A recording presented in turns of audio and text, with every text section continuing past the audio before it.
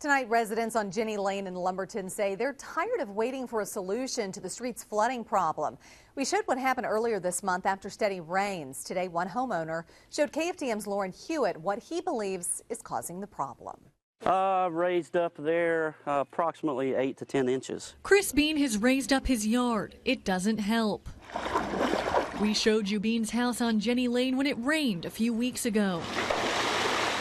It doesn't have to rain but 2-3 inches, and we're in danger of getting water in the house. Beane bought this house about 3 years ago. He says in the last 2 years, it's flooded twice. We've replaced all the flooring. We've replaced, well, of course, baseboards and done wall work where we've had to. Beane says for years, he and his neighbor have asked the city for a solution. Now it's the same answer. It's, well, we're working on it. Well, we're working on it. We're working on it.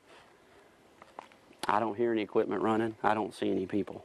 If you look behind the homes on Jenny Lane, as we know, dirty, stagnant water carries disease. We can be in a severe drought, and we're always holding water. You'll see the drainage ditch is full. Well, it needs to be cleaned out for sure, and dug out. Beane says new development in the Westwood Heights subdivision is making the flooding worse. All their water drains down on us, and basically there's nowhere for the water to go once it gets here.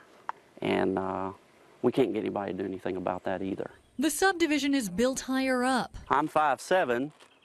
What is that, 3 feet? And Beane says the subdivision's detention pond pumps water into the ditch that runs behind Jenny Lane. The ditch comes down here and feeds into a dead end.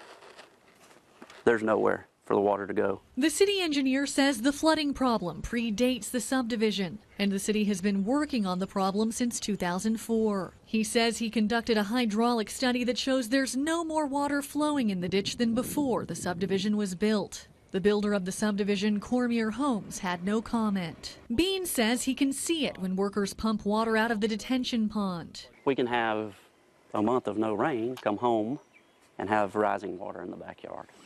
A homeowner tired of waiting and searching for answers. In Lumberton, Huet, KFDM 6 News.